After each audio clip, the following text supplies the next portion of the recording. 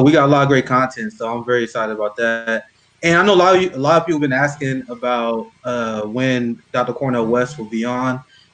He is currently mourning his mother right now, but I'm in conversation with him. As soon as I actually have the date, I will announce that and let you guys know because I know there's a lot of interest, and I'm really, really super excited to talk to him. I don't know if you guys saw his interview last night, but he was on with Don Lemon, and he's not one of those people who just because he advocated for voting for Joe Biden, he's going to go easy on him. I noticed that pattern. Like just because there's some people, we got JB in the house now. There's like a pattern because some people advocate that we should vote for him. I know those same people are kind of weak on Biden because it hurts their credibility. And I give props to Chomsky as well because Chomsky also criticized Biden on foreign policy. I think that's what we do. So that I give Cornel West big props for that because he told it as it is when he said Joe Biden lied to the world. But how you doing, JP? I'm doing all right. I'm doing. It's been a week. I'm gonna get a YouTube link tweet out.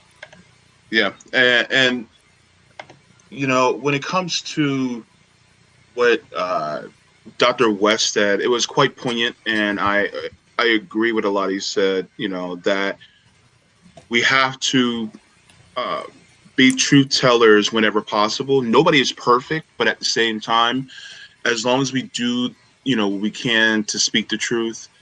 And also, sometimes we do have to not undercut or throw them under the bus, but we have to let people know if somebody's lying, we have to show it so that people realize what the truth really is, so that, you know, they won't be gypped by the capitalist class or the establishment. So it's in our duty to also, you know, uncover whatever lies are told by them as well.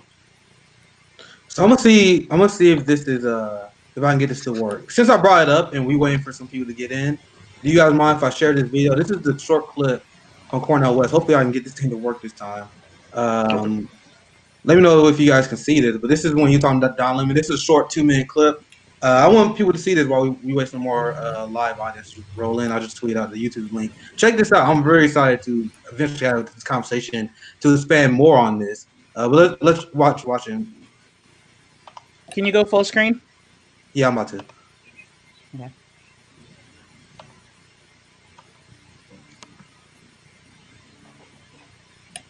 Are you gonna turn on the sound?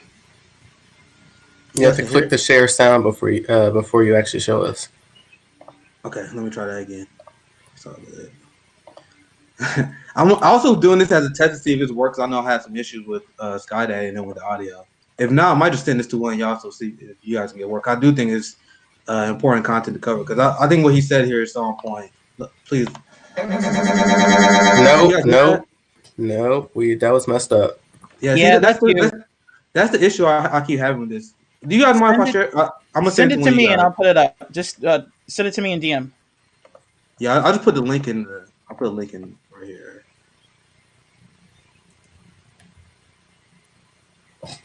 Well, no, I guess I can't. I'll put it in the SHL chat. But what I was about to show you guys was Cornel West was on CNN. We all play here soon, and then we can start off by getting our quick take on that, and then we can get into our actual topic while we wait for some people to come in. I put the video in the chat if you want to share that. Thank everyone for coming in. We already got some great chats. My friend Meganator on the Twitch side, Rocky Flame. I love I've seen this guy all the time. The guy with the Peter Griffin name on the YouTube channel. Much respect to him because I know he's a regular viewer. Thanks for watching, Richard, on Haps. But you guys got the link ready? Yep. All right, cool. I will send it and I'll play it in just a second. I'm getting it ready. Because I actually had a friend tip me off on that. Because I guess like everyone was like, "Oh, you want to talk to Cornel West?" One of my friends was like, "Bro, you see what Cornel West just said?" And it's good. Like this is like he one of the few people they allow on. But I'll watch the clip from here. Okay. Watching our racial history, can you put this into perspective about how dangerous this is to our democracy? Well, Brother Don, at the deepest of the literary artist in American history, Herman Melville, used to say, truth uncompromisingly told will always have its jagged edges, which is to say, truth is always unsettling, it's always unnerving, including ourselves. So no one group will ever have a possession of the truth, but there's a difference between wholesale lies and retail lies. Right now, the Republican Party is wrestling with a neo-fascist insurgency. So when you talk about Trump, he's not an isolated individual. The majority of white fellow citizens in America voted for him. So it's a movement, and it's based on wholesale lies, like white supremacist ideology, like attacks on Jews and Muslims and gays and lesbians, and the rule of big money and the rule of big military. Now, the Democratic Party has its retail lies. I mean, you had Brother Biden and Sister Harris talking about America's not a racist country. That's a lie. It is. Why did they have to tell that retail lie? Because that's a political strategy too. So that we have to keep track of the fact that truth is bigger than all of us, brother. And anybody who enters in the quest for truth has to be willing to be fallible enough to recognize the degree to which no one has full possession. But right now, the Republican Party, what Sister Liz is dealing with, because Liz has been telling her lies about the Iraqi war and a host of others, but she's standing strong against neo-fascism within her party. I agree with her courage in that regard, but I'm very critical of the various lies she has told. But similarly true with Biden. Biden told lies about Iraq. He told lies about mass incarceration. He told lies about Wall Street greed. You see, so that when we approach this, my brother, especially from the black side of town, you know what I mean? Because from the chocolate side of town, we're looking at the country and saying, your whole project been based on a lie, white supremacy. This ain't new for us. You've been denying our. And that, my friends, is why Dr. Cornel West is my mentor. So this is what kind of frustrates me, and this is why we need people like Cornel West to call this out, because they pretend that the Republican Party, only group that lies, the only group that weaponized lie, ignoring the fact that we have a president right now who lied about being arrested with Nelson Mandela. He lied about being part of the civil rights movement when he was allied with segregationists, Dixie Democrats. So I don't understand why one lie is such a big deal, but not another. You guys remember when Joe Biden used his dead son to attack Medicare for all? What a policy which I claim is the most pro-black policy? Mm-hmm. And So Nick, go ahead, brother. Think about this. What I think it was it Washington Post that said that because Joe Biden is no longer Donald Trump's no longer in office, they won't be fact checking the president anymore. So therefore, it also shows that the mainstream media themselves is also involved with being complicit in these wholesale or retail lies. So that goes perfectly exactly what you're saying too. RJ, what's your take on that video? Anything you want to add? And then we pass to CJ, and then we can move on to our official topics. I just want to try that video because that was on my mind. But go ahead, RJ. Mm-hmm. Yeah, I mean, Cornel West has been one of really the biggest, not only philosophical leaders on the left, but one of the biggest visionaries. You know, for some people who may criticize him for voting for Biden, but then at the same time criticize him, or at least he's criticizing him. So we have some people who still have voted for Biden and don't criticize him at all and play hands with him. So I do respect him for at least calling out really the social side of the BS of Biden of saying, oh, America isn't racist, to try to pull a political tool to try to get votes. Cornel West called him out on that, and I think it's a good thing. So that's kind of my initial thoughts. Yeah, it doesn't make sense to me. I'm happy, but it doesn't make sense how like Dr. Cornel West is like one of the few people they let in. I guess because he got a lot of like maybe elite friends and contacts, and he's very nice to them. But whenever I hear him on CNN, whenever I hear him dropping truth bombs, I'm always wondering to myself how they let that guy in. What's your thoughts, CJ, on that clip? And then we can pass it to RJ, and we can move on to some other topics. You're muted, CJ, or at least I can't hear you. Yeah, you're muted, CJ. Or your mic isn't on, or it's not working.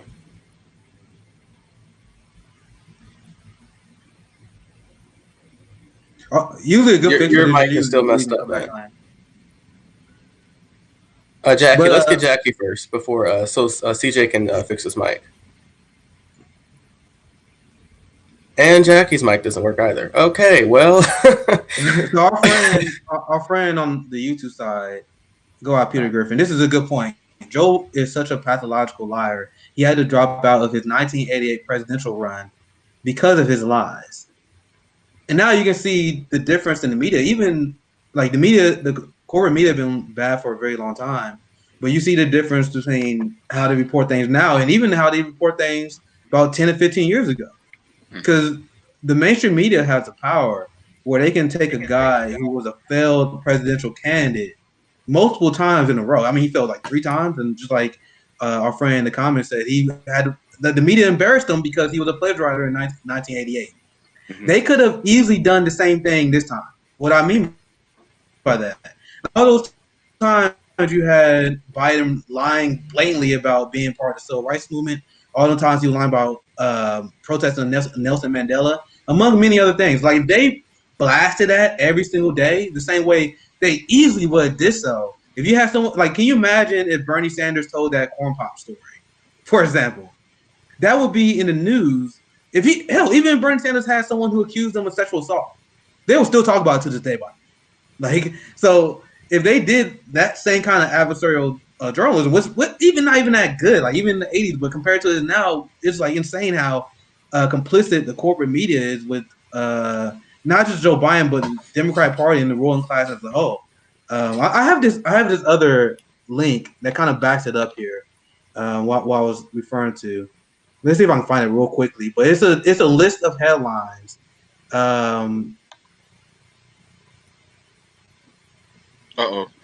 Okay, and so we lost Nick. Great. So we got Jackie back. Just wanted to give attention to Luke Welling, who also sent us a donation. Thank you so much for that. We really appreciate your support. Yes.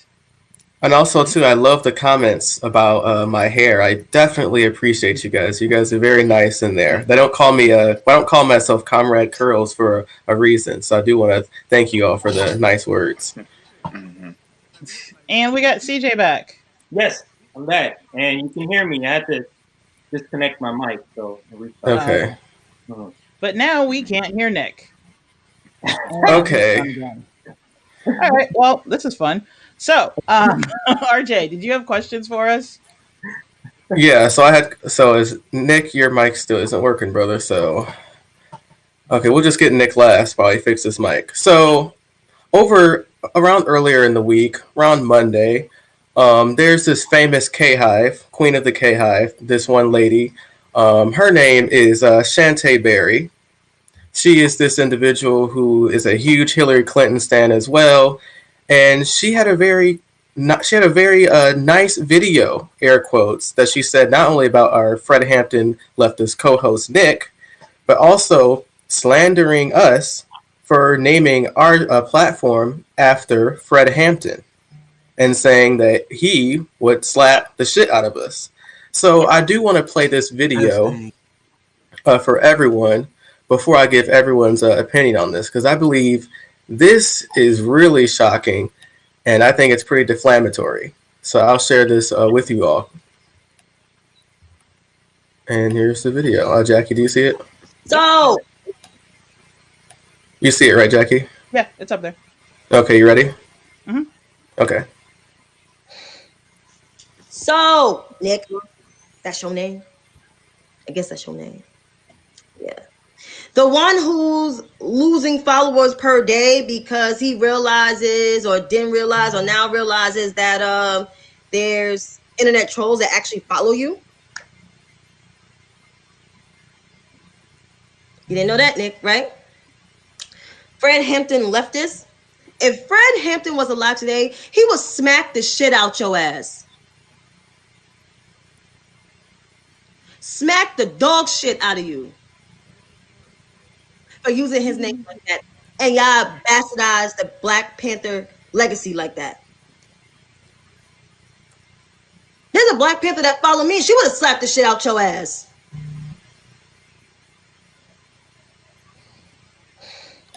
And so I bet you're thinking, like, why give this lady clout? Why give her any attention?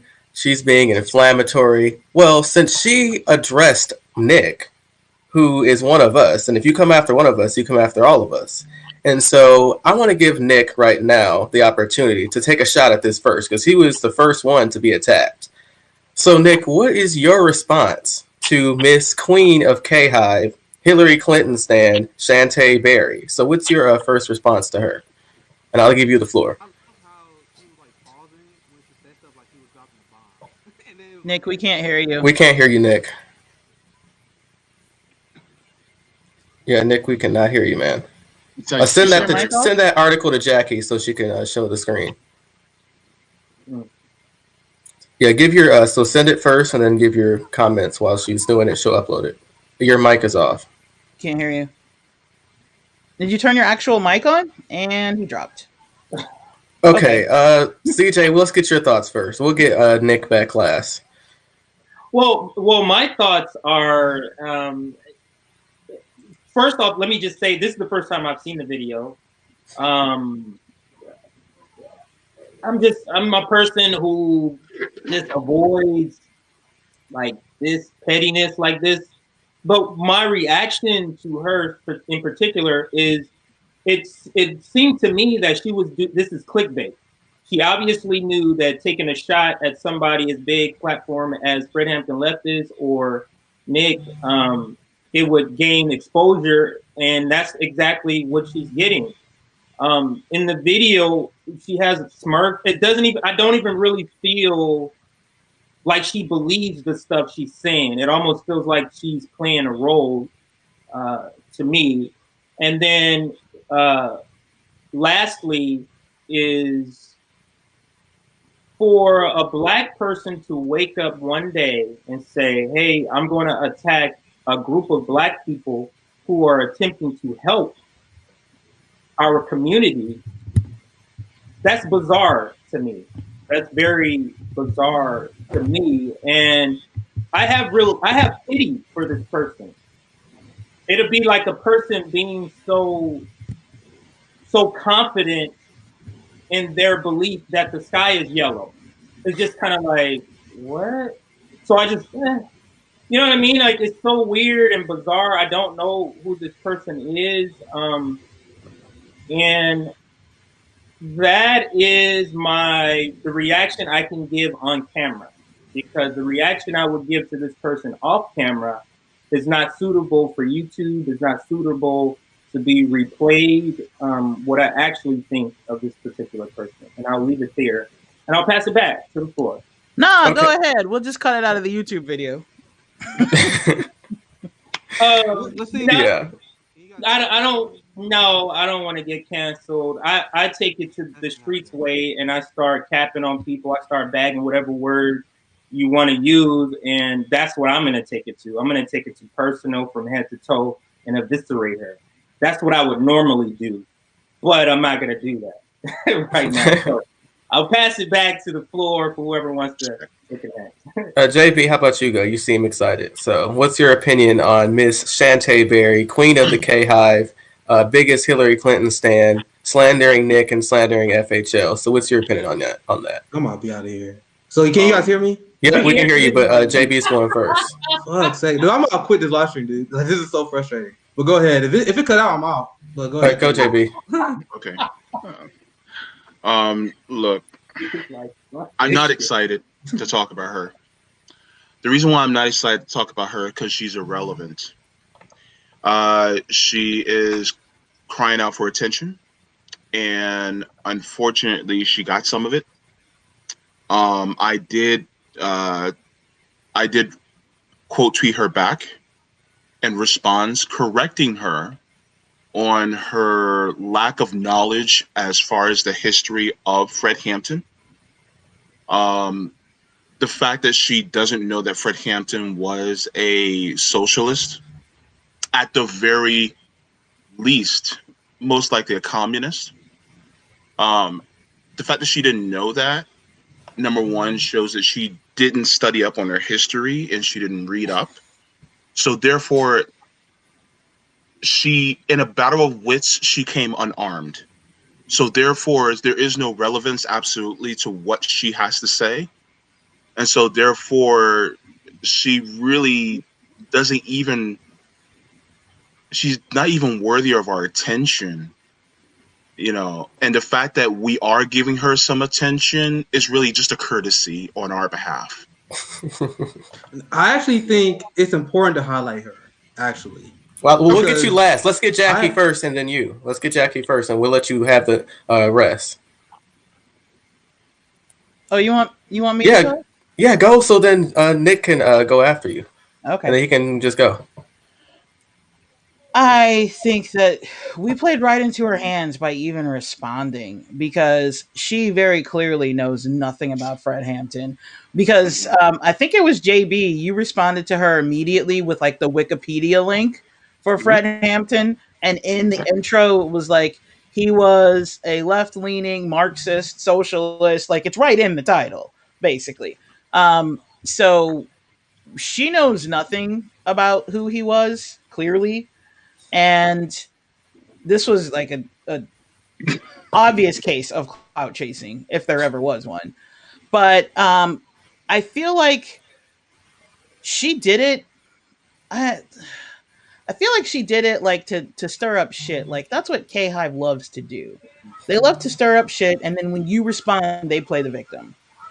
So I I think we're giving her way more attention than we should, and it's like the reason in the NFL when there's a streaker, the cameras turn away so as not to encourage people to do it. I kind of feel like maybe we should have done that. True. All right, Nick, let's get your thoughts on Miss Queen of the K Hive, Shantae Berry. She's also the biggest Hillary Clinton stan. She actually came after you personally and then slandered FHL. So I do want to get your thoughts on this whole situation. You got the floor. first thing first, we starting this thing off. So if you guys are enjoying our conversation, we need some support so we can actually get a studio. Fred Hampton Leftist Patreon. Check us out. We're trying to grow. We need to get new equipment. As you guys can see, I'm getting very frustrated. Anyway, I am very happy that she made that call out video. Literally, when I was watching it and I was open, I was like, yes, thank you, because I do think it's important to highlight these people because I wrote an article detailing this issue, and this is a giant issue with the Black community, the Black neoliberal capitalist sellouts. Dude, there's no doubt in my mind that lady is being paid and being boosted by the Democratic Party because it's very interesting how she said a lie, by the way. She was like, "Oh, your followers are fakes, bots, and trolls." I'm not gonna share screen this because every time I do that, it seemed to break. So I'm gonna just read this from the Gray Zone, and this is what I was trying to share earlier. Kamala Harris K-Hive trolls boosted by bots while media defends harassment campaigns. So it's a great article. Matt Orfala wrote it off, where it pretty much details how K-Hive is pretty much we already knew. We already knew this, but it just confirmed. So it's all projections what they know. But you see how she didn't know anything about Fred Hampton. She didn't know anything about the fact that our revolutionary leaders are socialists. I actually had a conversation with her before where she was like denying that MLK was a socialist.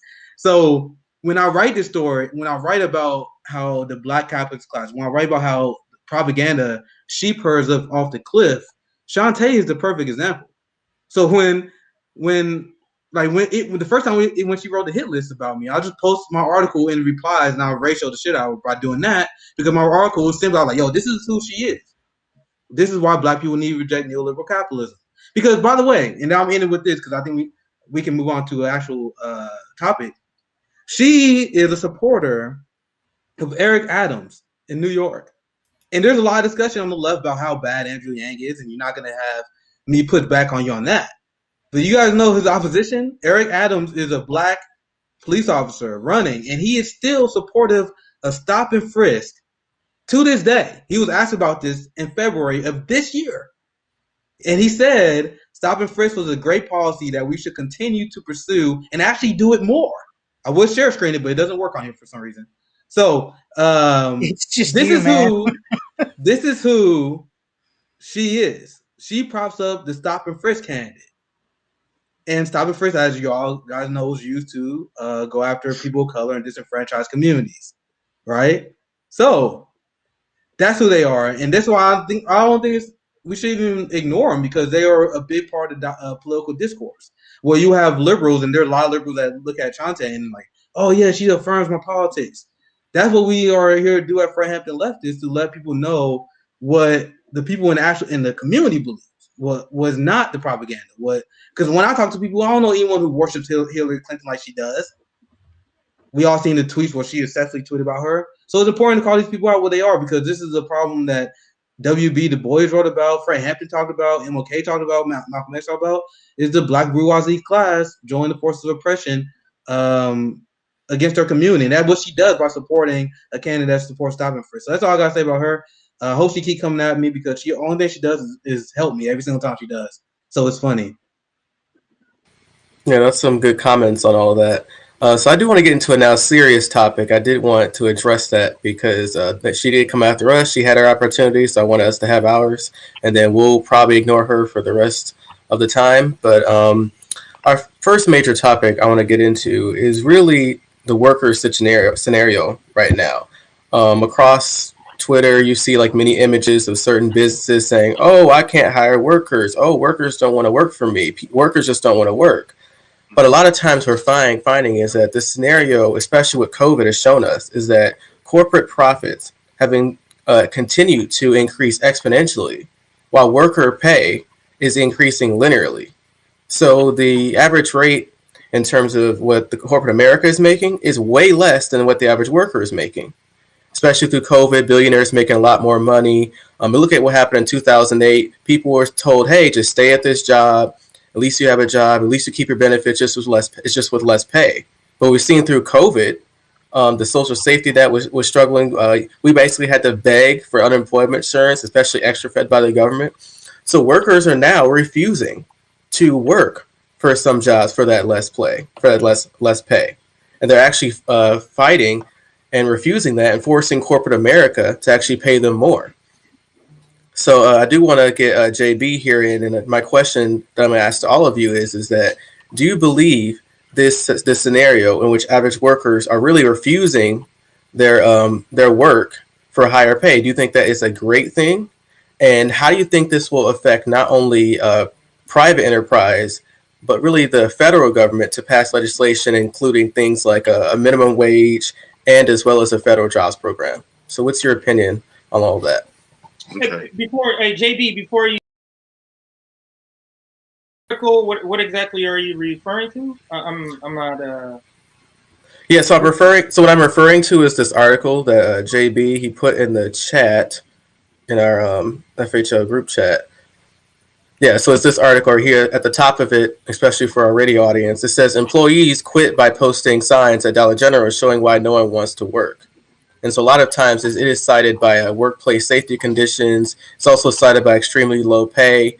And what I specifically was citing earlier was I've seen multiple videos on Twitter of like business owners basically saying, "Oh, no one wants to work. We have to force people to go back to work." And also there's a state, and I forgot which state it is, but the entire state basically wants to cut the benefits to force people to go back to work in their state because they're refusing, because the unemployment insurance is at times better than the actual job that's what they're paying. And so that's what's really corporate America is getting pissed at, and now they're trying to buy the politicians to make them do that. So I wanted like all of your guys' opinion on this scenario we have, and I'll start off. What do some of those posters say? Can you read them? I can't really read it. Oh, JB, go ahead. Yeah, I can read it. So as one of the signs on there says, Google, quote, general strike and learn how we can take our power back. To our loyal customers who treated us with respect, thank you. We love you. The one on the right at the top says, closed indefinitely because Dollar General doesn't pay a living wage or treat their employees with respect. The one on the bottom right says, capitalism will destroy this country. If you don't pay people enough to live their lives, why should they slave for you? And on the bottom left, it says, thank you for the sodas, Joe, smiley face. So in regards to this question, there's been a trend of a lot of different workers. And there was even one who, when I was on the Ron Placone show on a couple days ago, where the gentleman brought up that he can't hire employees because none of them wants to come and work for him. And he failed to leave out the fact that the people who don't want to work for him don't want to work for him because he's not paying enough. And the funny part was he said he actually had to pay his workers well in order to keep them. And that seems like he has a huge disconnect, because that's exactly why the reason they are staying is because he's paying them well. But that doesn't seem to get through to his head. And so this is the same thing that's going on throughout the country. And then you have other politicians who are also championing this narrative that people just don't want to work. No, people want to survive. And if they are able to survive better on unemployment versus being working for you, not getting a living wage, then number one, good for them. Number two, it shows that you're a terrible business person if you're not willing to pay somebody a livable wage. And if you cannot pay somebody a livable wage, and if you did not budget to pay somebody a livable wage, then you do not deserve to be in business. And so the thing is that, and really that's the whole free market concept. If you can't do that, then you don't need to have workers, and you are not entitled to employees if you can't pay them a living wage. So this whole entitlement concept is stupid. And the thing is that it needs to be cut out. And I'm glad that the people aren't working for these people, these employers, so that it forces them to have to raise their rates and have to raise their compensation so that people can have a living wage. Because this is part of the reason why we're in this mess in the first place. Right on, JB. That's an excellent point you made. Let's get CJ in here. So, what's your opinion on really workers really refusing to work for less pay, mostly because they see the billionaires making a whole lot of money, a lot of them making over half their net worth in 2 years when it took them at least 30 to make those billions of dollars? And what do you feel about that, based on like workers revolting against companies because of less wages and because of the companies making more profits? So what's your opinion on this scenario? Do you think that we could have like a general strike scenario happen? Do you think we could push that type of effort, will push legislation to pass for more worker and labor rights? What's your opinion overall? Oh, well, my opinion is I think I would love to see this happen everywhere. Like, I would love to see people walk off the job. It's very liberating, by the way. I've done it myself. I literally, on a shift, said, forget this capitalist bull, and walked out. And they had their mouths wide open as I walked out, and it was very good. So I think that I would love to see this more often. And it's very, it makes.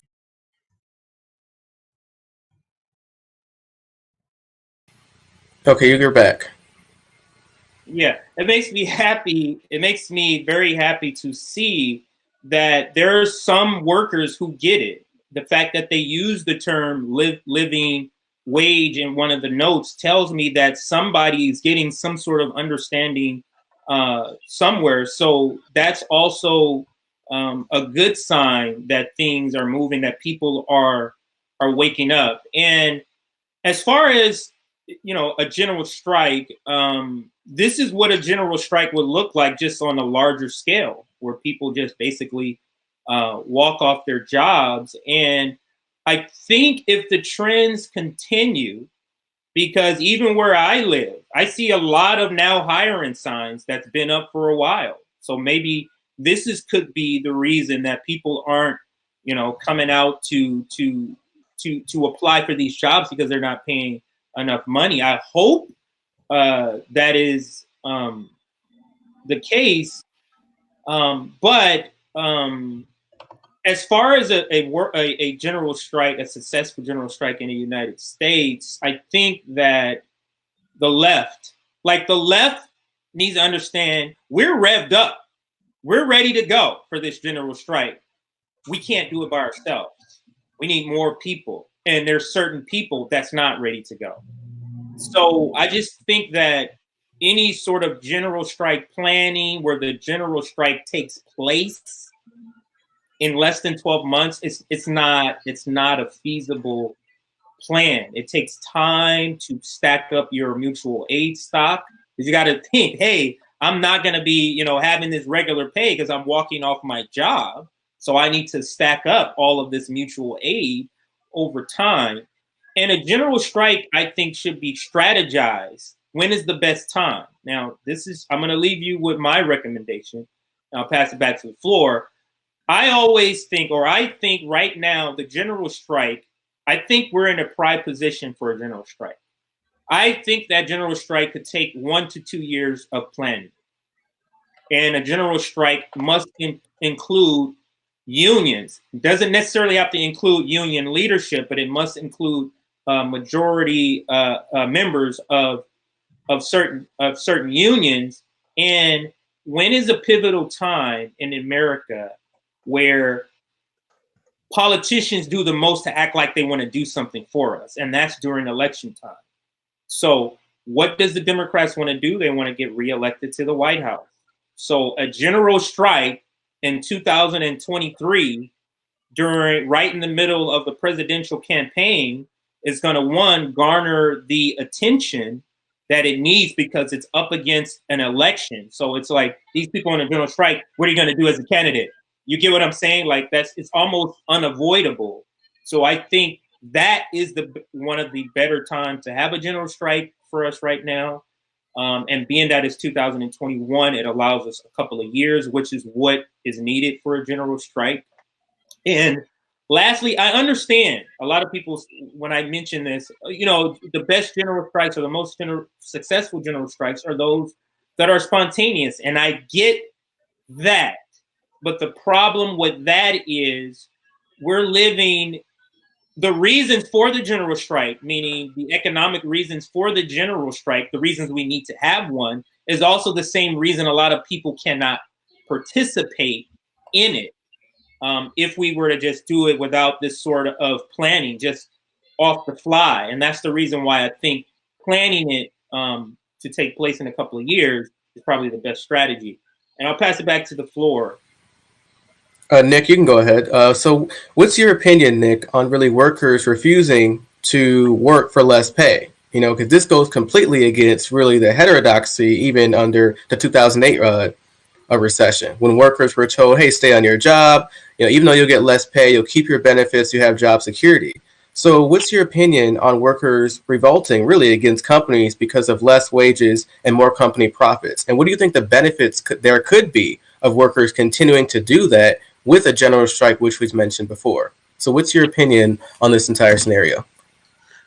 So we are going to see a lot more of this, and that's a good thing. You know why we're going to see a lot more of this? Because younger people are more class conscious. So we've been seeing polls throughout the course of our entire lives and how young people like socialism. That's crazy. That's because we understand the value of labor.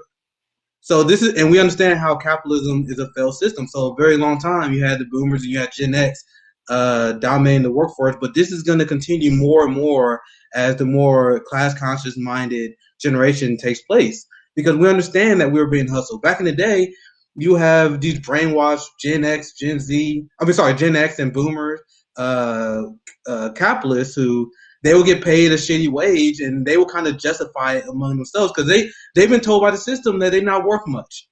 They're not worth much. So they see it as their personal flaw.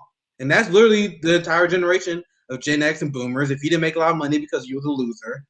But our generation is more class conscious. We're like our generation, I'm talking about like 30 and under, the first generation that has a more positive view over socialism over capitalism. And that makes sense because we are not entrapped by this corporate media propaganda that the other generations grown up to. So what I mean by that? So we understand how the system is supposed to work. So capitalists, the claim they make and the propaganda they make is the wages you make is based on the demand of your work. So it's very interesting how this is working out with this new story, right? Because apparently there's a lot of demand for work. There's a ton of demand for this work. That's why they can't find it. But despite that, wages are not going up. It's almost like the beat they'll selling us some BS, right?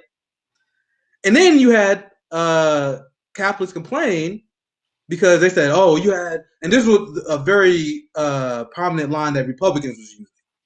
Well, we can't pay people unemployment insurance because these people are getting unemployment money and they are making more money than they did as a work, so we can't do it. It's like, bro, the fact that these people make more money on unemployment than they do working a full-time job, that's an indictment on our system. And I want you guys to understand that's not an accident. This is bound to happen in capitalism, late stage capitalism. I'll explain why, and I'll pass back to the floor. So when you're a corporation and when you business, they judge you by growth. You gotta continually make more money every quarter. I know we sell cars and we hit even for a month, people are like, what happened?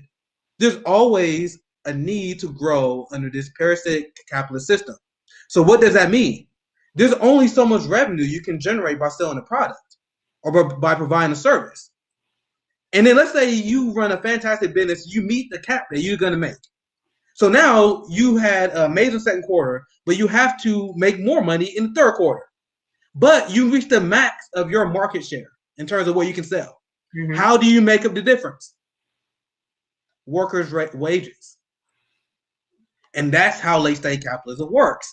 Because even when you have a great business model, you always will hit the point where the only way your business can make more money is by cutting back workers' benefits. This is why throughout the course of the last few decades, workers will take an effective pay cut because once you adjust wages to inflation.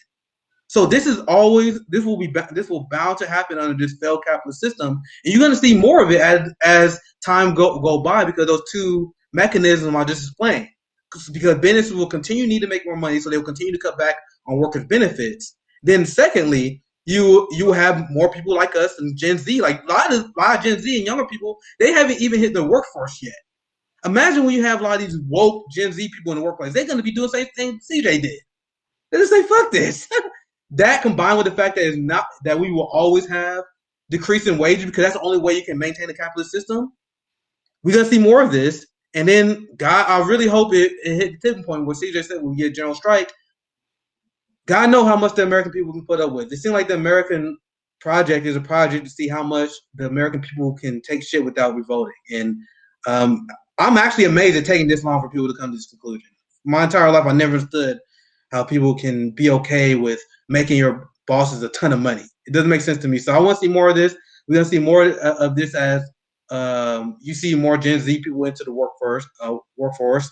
And it's not going to stop until we dismantle capitalism because they will always need more profits. I want you guys to understand that. And you can't grow money on trees. Right? So they're going to eventually max out their market share, and then they will have to take money from the workers. That's how it's done. Okay. Everything you said was pretty factual. You know, if people around the country really wake up and understand that the billionaire class, the political class isn't going to look out for you. It's your own working class who are standing aside. Sorry, RJ. Let me add that last comment. I do appreciate Sandra in the chat saying that. Said Nick always made clear. When I'm talking about Gen X, I'm talking about boomers. I have a lot of respect for lefty boomers and Gen X people because these people went their entire lives buying propaganda and they still reach the right conclusion. So when I'm bashing boomer and Gen X, I'm just literally using facts here. Because you guys know that Bernie only had like 5% boomer support. He won 70% of people 50 and under, but was washed because he had, like, I got to look at the exact number, but I remember when I looked at it, it was around 5%. So when I'm saying, I'm not generalizing, this is me literally looking at the data. Only 5% of people looked at Bernie Sanders versus Joe Biden, and it was like, I go with Bernie. That's a damning fact on that generation. But if you're a lefty boomer and lefty Gen X, I'm obviously not talking about you. Sorry, go ahead, RJ. So I thank you for pointing out, Sandra. But go ahead, RJ. Yeah, that's some great clarity. I think mentioning that too is pretty great. You know, we're not slandering our lefty boomers, lefty Gen Xers. You guys know who you are. We love you. All the other ones get fucked. Straight up. Thanks for that, because I am Gen X. So. Yeah, so let's get Jackie in here. So we were talking, Jackie, everyone gave their opinion on really what's happening right now in the workforce, especially with labor unions as well. What's your opinion on workers really revolting against companies because of the less wages they're getting, especially during this pandemic and recession, while at the same time, the billionaires, the rich elites, the big corporations, they're making record profits and many times making really more than half of their net worth in 2 years when it took them 30 years to make it in the first place. So, what's your opinion on all this? What solutions could we make from this scenario? My opinion is fuck them. They made all that money. They chose not to share the wealth. There are companies that got PPE loans on the condition that they either continue their employment of the people that they have, like the people that they have working for them, or they at least use it to support it so that they have fewer people on unemployment draining the system. And for some reason, a lot of them, oh, sorry. For some reason, a lot of them chose to just pocket that money or reabsorb it back into the company. And a lot of that money only went straight to the top. Like Jeff Bezos made billions during a time when everybody else was laid off. And had it not been for Bernie fighting for that extra, first it was 600 and then now it's been whittled down to 300. Without that extra help, you cannot live on unemployment because unemployment is not 100% of your wages. So that extra $600 helps people just make it through, because like even I was one of those people. I can't live on unemployment, but if you add unemployment to that $600 per week, yeah, now I can live on it. And if you're going to tell me, hey, now you have to go back to work with reduced hours because nothing is completely open yet, even restaurants and everything, they're still at like half to quarter capacity, and you have to go back to reduced hours, reduced pay, pretty much no benefits now. And knowing that these companies made tons of money, they're just not letting it filter down to you. Fuck them. Don't work for them. If you won't pay at least what people were making during the pandemic on unemployment, you don't deserve workers. And I'm hoping that this is the beginning of a general strike because I don't see anything in this country changing without a general strike. Those are my thoughts on that. Perfect. Those are some great thoughts. I'll give my thoughts on the scenario. And this really hits home because really the first time when I was growing up, I'm the youngest one here, the biggest recession I've heard was called the Great 2008 Recession. That hit really hard, especially with my family. Dad at the time, he worked at Toys R Us.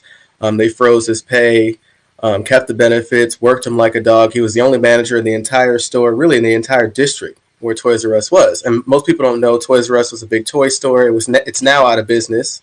Go figure, because they're such a shitty company in terms of how they treat their workers. And so that was my first exposure, watching firsthand how even someone who's a manager, not even an employee level, was still getting screwed by the man. So imagine the workers, how they felt during the 2008 recession. So why did I bring that up? I brought that up because I want to draw a really personal scenario to this entire situation that workers are dealing with today, because there are parallels. Yes, you could say back then, the big insurance companies, they lost a ton of money, yada, yada, yada. But under those same faults that were created in 2008, it allowed these big businesses, big billionaires, to completely loot the system and take advantage of the working class, which we're dealing with today. And I think it's very honorable that the working class in America have said, hey, look, fuck this. You told us in 2008 that, hey, if you stick with us, even though you have less pay, you'll have your benefits and you'll have your job.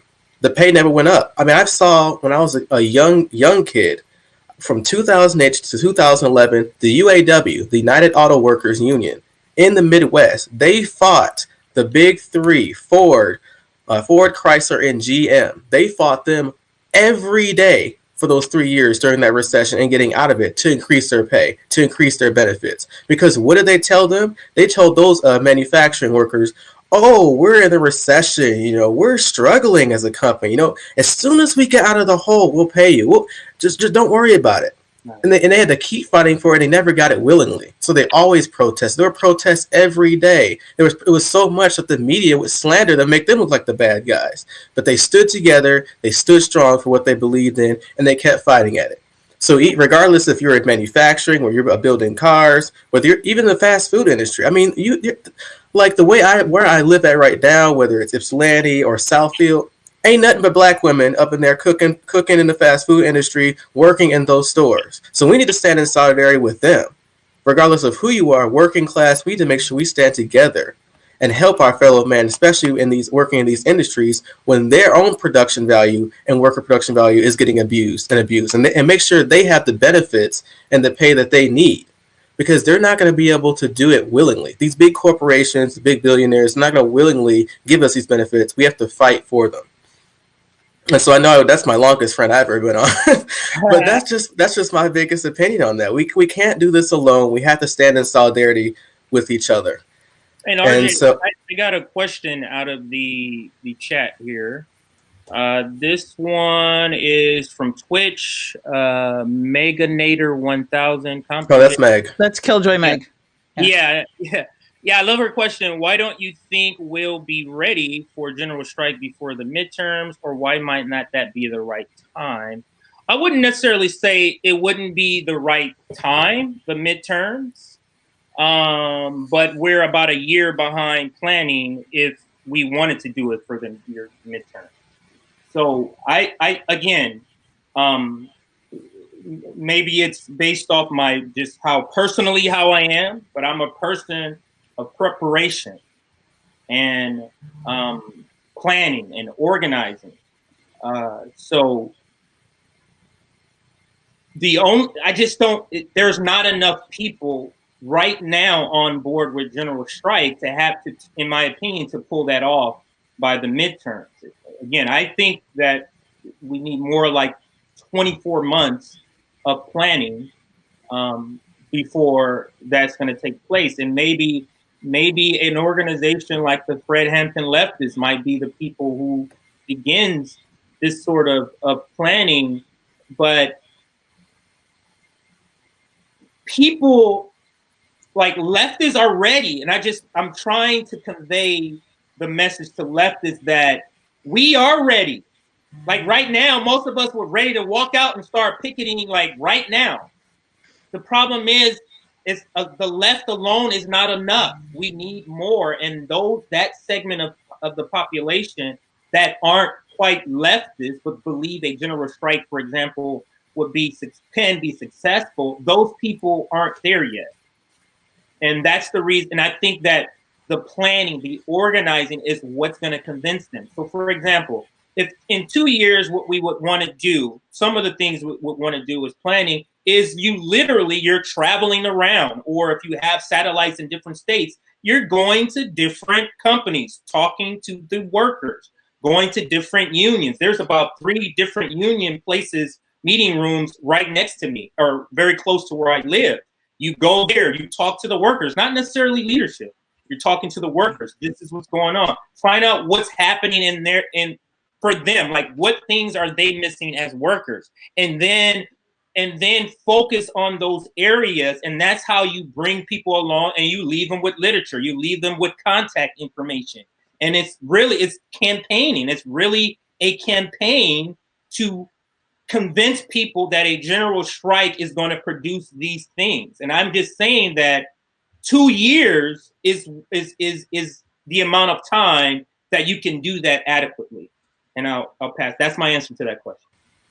Just to add to what you're saying as well, I think you are really speaking on really the political aspect, and I do respect that. Like in terms of like the political aspect, hey, you need this amount of time to organize, to grab new people. And just to add to, before we even do a general strike, we need mutual aid programs, because if you have student loan debt, as soon as you quit your job, they're knocking on your fucking door. So we need to have programs where, okay, if you want to go on a general strike, we'll pay your student loans for as long as we have a general strike for. We need to have mutual aid for medical debt for those who quit their job and you lose their insurance, because that's what happens in capitalist America. Hey, we'll have a program where we can pay for your medical debt. So that's why it's important too to have these mutual aid programs set up, and that takes a while. It takes all of us to really come together and donate for that, so that when a general strike happens and comes, we can all be prepared for it. You know, I mean, just think about how Bernie Sanders raised money. If Bernie Sanders can raise that money, it's essentially the same group of people we want for the general strike. Imagine if the general strike, by pounding the pavement and convincing people, we start to raise money. And raising money will allow us to reach more people. Maybe put out some ads. Hey, if you're interested, general strike. This is what we believe. Contact us here. Create a website. It's just there needs to be more back end planning, not just, you know what I mean? Like we're gonna start it with, we're ready, like we're very excited, but that excitement is gonna end in a week when you have to be on a general strike for 12 months. You get what I'm saying? Like we need the planning behind it. That makes sense. And let's transition to another topic that I do want to discuss, Really which is. quick, Oh, I go want to ahead, say Jackie. thank you to Luke Welling. To Luke Welling, he sent us another donation on Haps. Thank you. Thank you very much, comrade. Appreciate you, comrade. Okay, so let's transition to another topic, which is media censorship. I think we addressed it too, really, our first live stream. That was one of our first topics, I believe. And the reason I want to bring this back up is because Facebook has this oversight board, which is in concurrence with Facebook, their main app, and they've also bought Instagram. And why do I bring this up? Well, most people don't realize, most people probably know this, but Donald Trump, former president of the United States, he put out many tweets during January 6th, and Facebook basically said that these tweets are what incited a riot, right? And incited the insurrection. So they labeled it, and they said it goes against their terms and conditions for a user, and they basically banned his account. And so there's two scenarios that people are confused with. You have some libs who are saying it's a private company, it's their platform, they should be able to do what the hell they want, and if you break those rules, you should be off. And there's another faction who just hate Donald Trump and is glad he's gone. And then there's a third aspect where it's like, why is an arbitrary company making these rules about what speech should be said? Should you go to the courts? And then if the courts decide it, then it's there. Then if you committed that wrongful deed, the court said it's wrong, you get taken down. Okay, if the courts say you were right, then it stays up, you get to go back on. So I do want you all to give me your opinion on really media censorship overall as a whole, and give your opinion on the scenario with Donald Trump. And since JB and Nick haven't spoken in a while, let's get Nick first, and then I'll have JB. So what's your guys' thoughts on media censorship and Donald Trump's case to get his Twitter account back? Fuck media censorship and everyone who cheers it on. So they are forcing me to take the side of Trump here, but I don't like framing this issue around Trump, because that's exactly what the liberal establishment wants us to do. It's much easier to turn people to authoritarian when you have a target that you hate. So I always want to let lefties understand that this censorship is already affecting us. There's been anti-war pages, there's been anti-cop pages that have been taken down on Facebook. Like they use this power grab to claim to go after the right, and then they always turn it against us. So if you are arguing for censorship, you are a fool. Like these are the same people who was super happy about right wingers being deplatformed on YouTube, and now they are like, "Oh my God, left media channels are being throttled," like we are. That was the natural conclusion of that. I've been trashing Bernie a lot, but I give him a lot of credit because he's one of the few people that fall in that mindset. Because he was asked about this, and he even said, "He's like, yeah, I don't like Donald Trump, but I don't think we should advocate for deplatforming people, because where does that lead? It leads in a situation when we're at right now, where you had these giant tech companies that they promote corporate news while silencing independent news." And then there's New York Times running stories left and right about how Joe Biden knew FDR. So what's happening here? They want to manufacture their own consent while censoring and deplatforming any counter argument to that. And they are using Donald Trump as a way to set that precedent to allow that to happen. For example, once again, you ask any of the independent lefty media content creators, Graham Elwood, he was taken down, he was deplatformed. I mean, they use this to go after the left. And I'm not gonna allow like Trump to suck all the air in the room. Like I frame it that way. Like they're gonna use it against the left, because I don't want to spend my time talking about Trump, because you're not gonna ever see one of these right wingers ever. Like how many times have you seen one of the right wingers actually was like, "Oh man, the left wingers are being deplatformed. This is a big problem." No, they don't. They are not intellectually honest. They will never take our side. So stop taking the side of right wingers. You don't have to frame this issue correctly. You can just literally point out the fact that anti-war pages, pro-Julian Assange pages, anti-police brutality pages have been targeted by using this. So I don't mind the framing of this topic, because he's the main discussion around this. I'm just imploring leftists to explain that to people, how the state takes power, and that what Biden's been doing with the fact that he would try to see rule against our Fourth Amendment rights and taking guns as well. You can't cheerlead this, and I was deeply disturbed because we have an entire liberal media class, and even a lot of progressives who cheerlead people who they don't like being deplatformed because they can't acknowledge what that actually means in the long term reality of things. It's just super dangerous, and I think we got to speak out against it. But with that said, fuck Trump, because he's just one person being targeted. But if you look at media, I want to see if I can find a story while we talk about this, but there was actually a study, and I'm not going to get in real number. I'm going to try and pull it up here. Well, they'll show that majority of the people who get censored are left wing. So I don't know why anyone would think that these big tech company oligarchs, the capitalist ruling class warmongers, won't use this power against us. It doesn't make any sense. Okay, and Nick, as soon as you find the article, after I give my opinion, I'll let you go. But in the meantime, while you find the article, let's get CJ in here.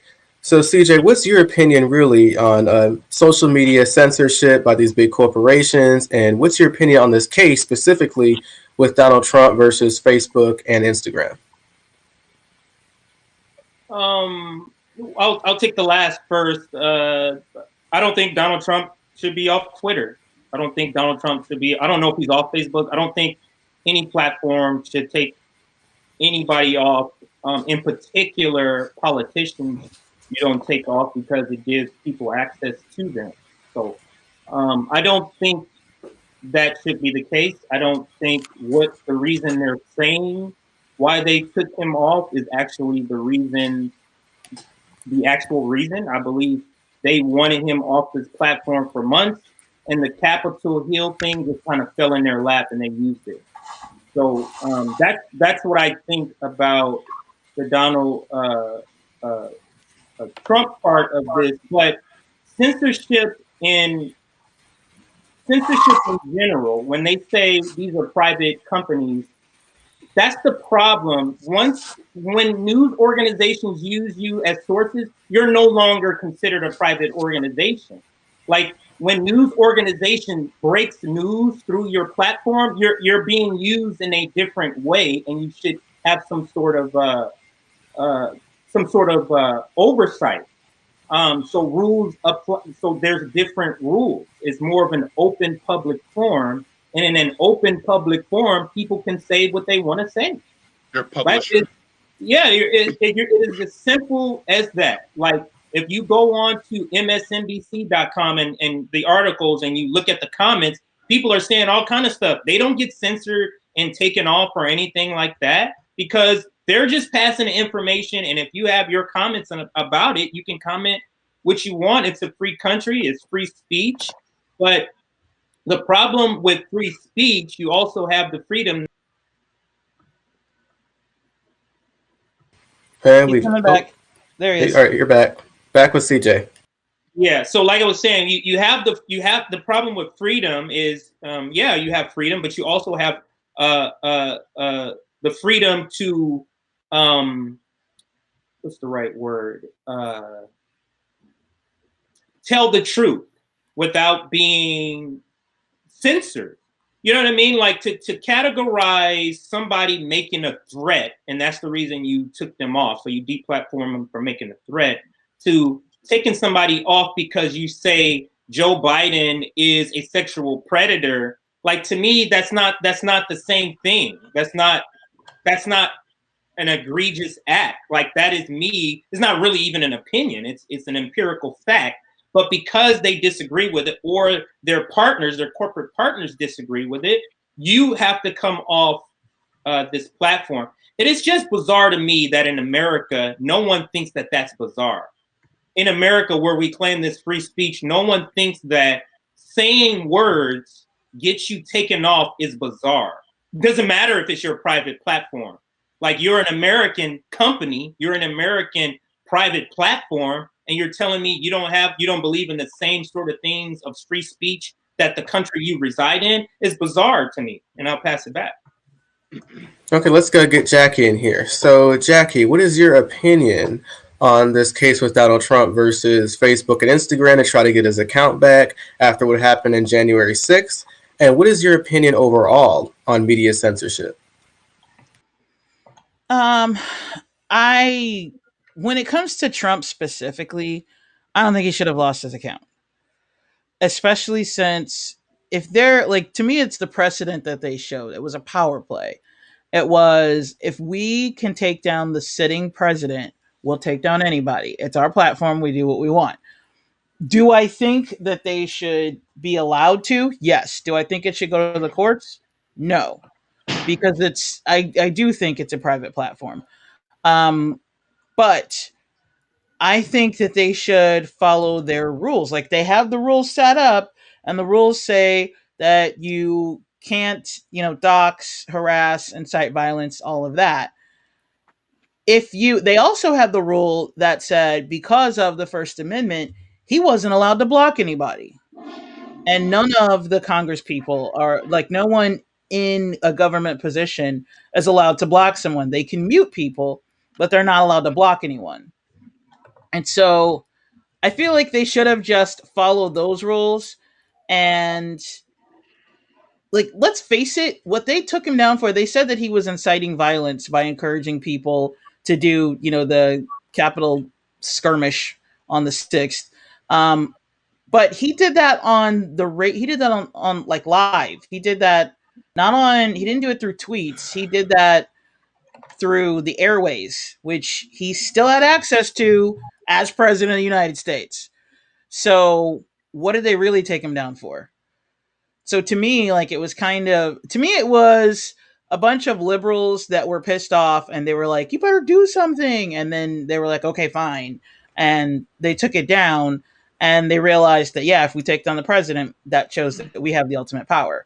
Um, I think that since things like Twitter and Discord, they have become like a public utility. So if we really want it to be something where like you can go to the courts for something like that, then you would have to you would have to basically nationalize it. And these companies are not they're not looking for that because that would take away their profits. So and then the biggest problem to me with these corporations, these companies, is that it's not whether or not they dox you or not dox you, but like whether or not they shadow ban you or remove your platform. To me, the biggest problem is the fact that they have everything on you. If you watch movies as I do, like Captain America: The Winter Soldier, people were talking about or in the movie they talked about how Hydra had your files. Essentially, all you really need is either someone's Google or social media, and you know anything and everything about them. Google has your information if you do a 23andMe, so they can even have your DNA. So to me, that's far more disturbing than whether or not you get shadow banned or have your platform taken away. Let me add Perfect. this to the discussion, and we throw Rome into this because I just want to add a little bit of context here. Because the Intercept run the story, and it's kind of back up what I was saying. If you're on the left, you should never support social media power grabs. I mean, what the solution to that? We gotta nationalize these companies, break them up. There's a few solutions, but this report from the Intercept from October, where they announced they're gonna take down white supremacist and anarchist pages. You see what they did there? They group anarchists and they group white supremacists together. And when they did that, they took down a lot of anti-fascist news and resource sites. Like there was a lot of Antifa pages taken down. It's Going Down was a page that was a big anti-war page that was taken down. Crime Thinstic, I think I'm saying that right, was a giant page that documented a lot of the police brutality pages. And not only that, like this came from just January 2021. Facebook purges left-wing pages and individuals. And then I'll pass it to Rome here very quickly. It said Facebook carried out a purge of left-wing, anti-war, and progressive pages and accounts, including leading members of the Socialist Equality Party. Facebook gave no explanation why the accounts were disabled or even public acknowledgement that the deletions had occurred. So, with that said, do you guys really want to give these super rich capitalist oligarchs the decision to just take down left-wing pages like that because you got Trump derangement syndrome? Do you think that's really a smart? Go ahead, Ron. Back in, I think this is 2018. I believe they did a story on Facebook.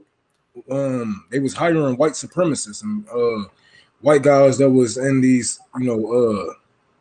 terrorist organizations, basically. So when black people start seeing their pages start disappearing, and people just getting something reported from 5 years ago, and they get your page and they take away your page from it.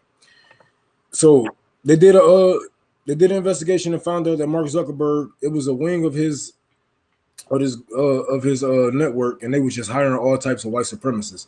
And if you look at what's happening now, it all falls into play. These white supremacists run these pages, run Facebook, and then they take down people like us. Like they're not gonna really take down white supremacist pages. That's just, to make it seem like, oh, we're trying to do left and right because we're balanced. Like, no, y'all gonna take us down, because I have yet to see, like, even like on Twitter, they took down some of them pages, but all that Trump shit, I think the people at the top want Trump to just shut up for a minute so they can rehabilitate him. So when Joe Biden done fucking up the war, he can come in and people will be begging for him to run again. But that's what I personally think all that shit was about. But yeah, Facebook is run by white supremacists all day. Yeah, and there's a good comment here that from Rabbit Fufu on YouTube that pretty much outlines that perfectly. They're not going to take down pro-Biden pages. anyone who repeat the pro-war talking points that come out of the Biden administration, anyone who puts the coup in Venezuela, for example, they're not going to have the Facebook page taken down. So that's a very important context I want you guys to understand. But I'll pass it back to RJ. Yeah, so my take on this in general is there's two dynamics. So the current dynamic right now is that these different social media platforms, they're a private company. And so by them being a private company, they have a platform in which they have a model in which they use advertisements to make money. And so if you say something or do something on their platform that they deem is inappropriate, you get strikes, you get warnings, and then or sometimes if it's really egregious, you'll be removed from the platform. And so, of course, there are laws put in place. Now, I mean, a private corporation can't really do everything they want. So there are some laws that are put in place.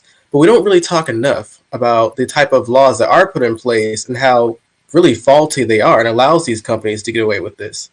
Social media platforms are publishers. They don't actually write the material, because if they did, you could sue them.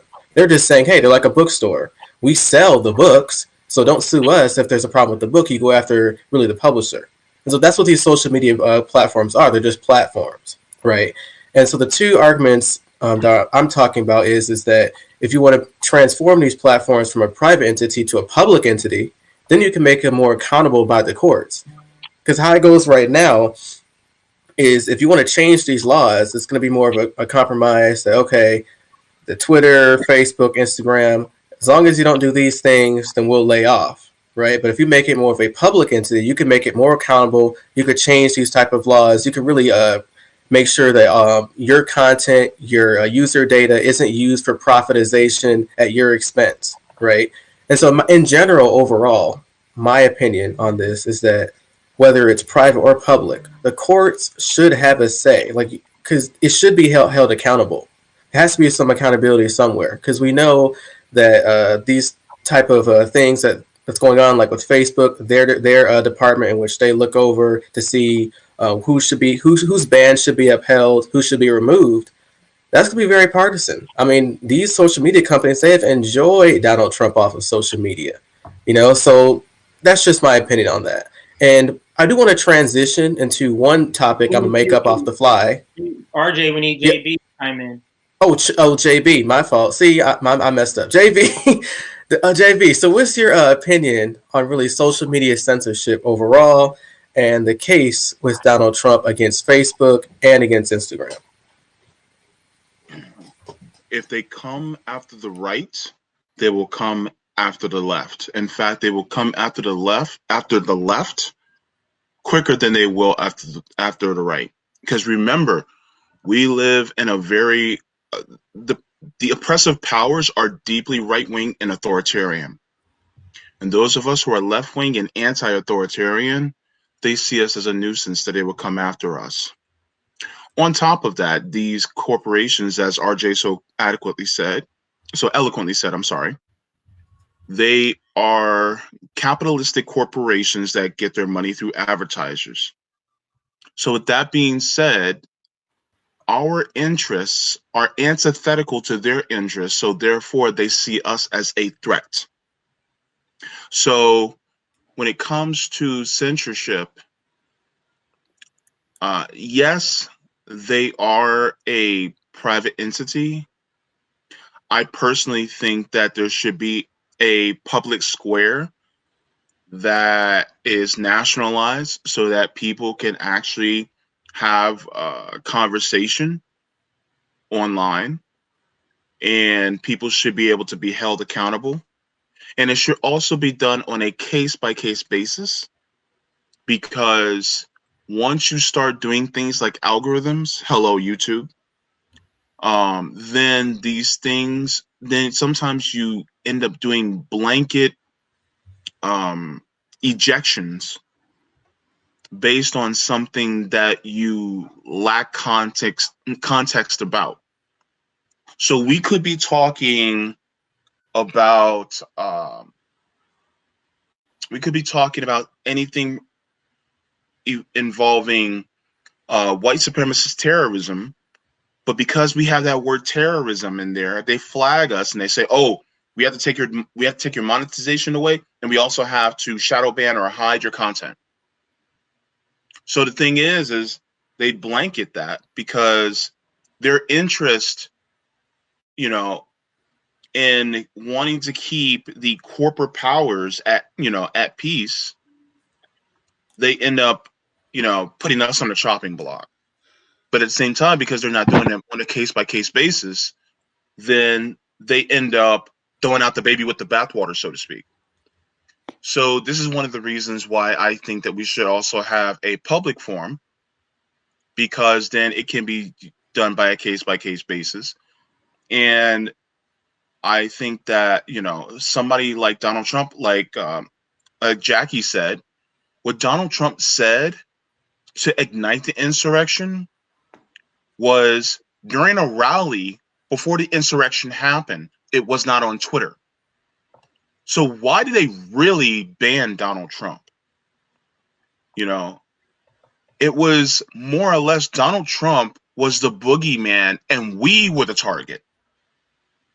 He was just an excuse. So therefore, I see Donald Trump as just an excuse to come after the left, because ultimately they don't really care about what Donald Trump says. I mean, he ruffles their feathers, but they don't really care. What they care is about the people who actually threaten their power. Great points, JB. We appreciate your eloquent commentary and insight. I do want to get Rome in here, and I'll give you an intro before you go, Rome. So most people who know FHL and know Rome on Twitter, Rome does a lot of organizing work across the country. That's what he's been doing the last couple of weeks, which is why you haven't been seeing him as much. He's been out there feeding the homeless, feeding people, clothing the homeless, doing a lot of grassroots type of work. We often name him the roaming communist, get that, because he's out there a lot so many times. So, Rome, I wanted you to give everyone really a story about you converting people to the left and the type of work you've been doing across the country these last couple of weeks. I mean, man, I don't even know where the hell to start. I've been talking to all different types of people. Like, I've been talking to Haitian blacks for the first time in my life. Well, I've seen them before, but I actually get to talk to them and see what the neighborhoods are like. And it's like everybody around here are already like just socialists by nature. And when I actually put a name to it, they be like, "Oh, okay, well, yeah, I guess we are." I even did my auntie block. Talking to the neighbors, telling them about the giveaway that I got going on, and trying to make sure that black people don't fall into that spider web of black capitalism, because yeah, that's some bullshit. And it's a couple of black capitalists around here that I have talked to. I only cracked through one of them, because he's a Jamaican. I cracked through him yesterday. It took about like 30, 45 minutes. He a millionaire, so to say, but he's still broke. Like you're not a 1%er. You just a nigga with some money. So you can still use this to build on. You know what I'm saying? Help your people and whatnot. Like all that shit. All you doing is stepping on these workers' backs while you get richer. Like that's not gonna work. That's not gonna be good in the end, man. Like there's always gonna be somebody that's gonna come back. Like, why do you wonder why niggas get killed when they come back to the hood? After you done made it? Because there's nothing here for us, and you done made it, but didn't come back with your resources or any connections or anything. You just came back to stun on us. So now we're gonna take your shit. So it's sad to say, but it all comes back full circle, man. And if you are, stepping on your workers' backs, they are going to remember this. They're going to remember the times they worked with you, work for you without checks, or work for you cutting their checks, and you having a nice car and a nice crib and shit like that. It took a minute to get to him, but as far as overall, it has been good. I talked to a bunch of homeless people, trying to basically unionize the homeless out here, trying to make sure that they all get together and show them, just socialist ways that they can work together. Because I done seen some homeless people with wads of money. I'm like, man, you really should invest that into your people, like for real. He like, what you mean? Like, man, these niggas don't want to do nothing, blah blah. I'm like, shit, niggas can say the same thing about you and me. You don't know that until you go try. So, I was talking to this one cat about investing in a lawnmower and a little pulley thing like that. A little pulley trailer. Whatnot. He got him a lawnmower. You know what I'm saying? I'm like, look, this how you finesse your way into some money, even if they don't need their grass cut. It's something that, what I'm saying, you can always, but it's been a journey, man. It's been a journey, but shit don't stop here. I got to do Ohio right after this motherfucker. So, yeah. Great thoughts, Ron. We always appreciate what you're doing across the country, type of work you're doing, bringing people not only to the left, but really helping out working class Americans. I think a lot of times we focus too much on how to convert people and not enough on how we can help people with their material conditions first. Because if we do that in tandem and do what you're doing first, Rome, that's how we get people not only to come to the left, but stay there permanently. Yeah. Notice the difference. You turn people more on an ideological boundary. You sometimes you can get them to stay there temporary, but you can help someone's material conditions and help their lives so they can help their family and themselves in the future. You got them to the left for life. So we really appreciate what you're doing, Rome. Go ahead, JB. Just want to add to your point. Somebody made a tweet, and I forgot who, so I wish I can give him the credit. But he said the quote should be, not if you feed a man a fish, you feed him for a day, teach a man a fish, you feed him for a lifetime. No, it should be you feed a man a fish for a day and you teach that man to fish for a lifetime. So that's basically one of the examples that Rome is setting, which number one, I clap it up for Rome because I'm so proud of him for actually showing us and teaching a lot of us and our followers of how it should be done. And the thing is that this is a great model for all of us to follow. And it doesn't have to be as extensive at what Rome is doing, but even just in little everyday things and how we treat people when we're out or when we're talking to family members. Because being a leftist, being a socialist or communist and an anarchist is not just a belief system, it is a way of life and how you treat others. And so this is one of the things that I wanted to direct some attention to, and I appreciate this example that's being set. Right, and one more thing, like Rome said, if you don't even have money, it's not just about the money. If you have connections, help a brother out, help a man out. Connections are everything. In fact, Yeah. connections are often more important than the Yeah. degree itself you get. Because if you have a degree, but if you don't have no connections, how can you talk to people about going up the food chain to get those opportunities? Right. And since this is a great discussion we're having on, I'd be stupid to leave it. So I want to get everyone's opinions on what Rome is doing and really how the left should work with working class people to convert them, but also to keep them. So let's get Jackie here first, and we'll get Nick, and then we'll get CJ. Always go to me when I'm in the middle of sending something.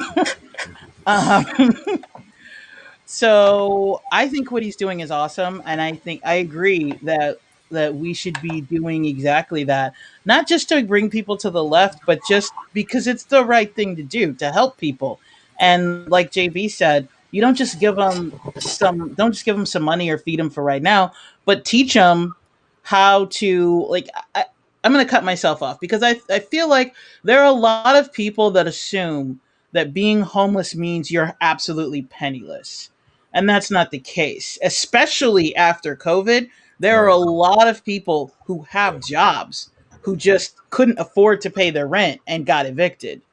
So some of them may have cars, some of them have a lot of stuff. There are people who live out of storage facilities. So the problem of homelessness is not that those people have absolutely no money. Oftentimes they don't have enough money. There we go. And I don't think a lot of people realize that. So if we can come together and not only help each other financially or in any way necessary, because there are other ways to help people. You don't have to necessarily give them food or supplies. Sometimes people, like I said, they have jobs. They just don't have babysitting. Like maybe that's why they lost their house because they need two jobs because heaven forbid anybody have a living wage in this country. So there are people who need two or three jobs, but they can't possibly do it because there's nobody to watch their kids if they're a single parent. So if you could just help them watch their kids so that they could go to work, or if you could, if you know how to cook and you have a little bit of extra, give them some food because the mom may not have time to cook, or maybe the dad isn't home to cook. So there are ways that we can help each other. And um sorry, Ace. There are ways that we can help each other, and it doesn't have to be monetarily. So if you don't have money, don't think you can't help people. You can help however you can. So I think that Rome is leading the way and showing exactly how to help people. Rome didn't do this all with his own money. He got Hell no. he got he did crowdfunding to do this. So if you can only give $1, but we get 10,000 people to give $1, that's $10,000. We can help a lot of people. So I think that we're not thinking small enough into what we can contribute, and we're not thinking big enough as to what a coalition can build. Yes. Right. Nick, let's get your thoughts. So what's your thoughts on the type of work Rome is doing, and overall, how can it be a guide and a model for what the left should do in the future?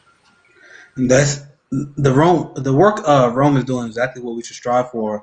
People, I mean, I guess I am kind of negative because people ask me like, what do you think the future of the progressive left and the working classes? I don't have a positive answer for you. I'm sorry. Like, there's a reason why I quit my job to canvass for Bernie Sanders. Not because I thought everything would change, because if Bernie won, I made that sacrifice. I'm like, this is the only chance we have. Like, if Bernie doesn't win, we're absolutely screwed electorally and in terms of national politics. So that's our reality now. So what can we do to make life better for ourselves? We have to. I explained this a little bit on our last show. You got to reject the capitalist mindset of way of living. Yep. So not everyone can do what Rome does. Like, Rome is a very charismatic leader. He's willing to put himself out there. There's a lot of people that suffer from anxiety and they just can't do stuff like that. We all have respect for our brothers and sisters who can't do that. So what can you do? I mean, making life better for your neighbors in itself, it says a ton. Rejecting the capitalist way of living, being nice to the service worker, tipping them a little extra if you had to. Mm-hmm. And I explained earlier how becoming anti-capitalist and becoming a socialist, that made me a better person. Like legitimately, I never was one of those people who snapped at customer service workers. But not only do I not snap at customer service workers, I literally do everything I can to make their experience and their time at work much more enjoyable. Like whenever I see people yelling at customer service, it makes my skin crawl. I talk to them very nicely. I compliment them, and these are the kind of things that, as a socialist, I know to do because I'm class conscious. I understand the struggles that the workers are going through. So we are strong advocates of mutual aid, and once again, I was in the streets talking to people, and COVID slowed it down, and I had a lot of personal issues. But this is something I want to do throughout later this year. Me and Rome, I even hook up. We talked about it on the phone before how we're going to do a lot of projects, and that's something I plan on doing. But if you're not able to do that, just live as a socialist, live as an anti-capitalist, help your neighbors out. This is like I explained earlier before, because there's a little bit of dialogue on the nuclear family on Twitter, and it kind of lays on to what I'm talking about. The whole idea of the nuclear family, just for example, was a capitalist construct because they wanted to sell homes. So they sold the idea that you better off live on your own, raise your own family, because that was a mechanism of selling homes. Now I have my cousin who's living in my basement right now, and that's not the first time we did that. I mean, I have friends who otherwise would have had nowhere else to live. But I'm like, nah, as long as I have a place you can sleep at, me and my brother, we always done that. We always give people a home. Like I had my sister and I had my niece living here last fall. I don't talk about this kind of stuff, but I think it's relevant to the subject at hand. So what I'm saying is offer that courtesy to a neighbor you know. Like, how are you a socialist if you really don't know your neighbors, if you don't have any connection to your community? So I just wanted to spin that way because we all praise what Rome is doing because it's amazing, but not everyone can do that. So look at other anti-capitalist alternatives that you have that can make people's lives better. Perfect response. Perfect answer. Let's get CJ in here. CJ, what's your opinion on the work Rome is doing across the country, feeding the poor, clothing the poor, and how do you think? And is this the type of model the left should go moving forward? Not only to keep people on the left, but just to help out the fellow man in general. So, what's your thoughts? Really quick, I want to say thank you to Julie for the Cronkite Award. Go ahead. Yes. Thank you.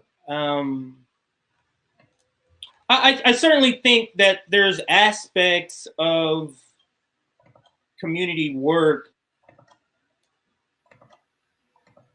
Gosh, Rome's CJ's back. He just drops for a second. Just let him come back.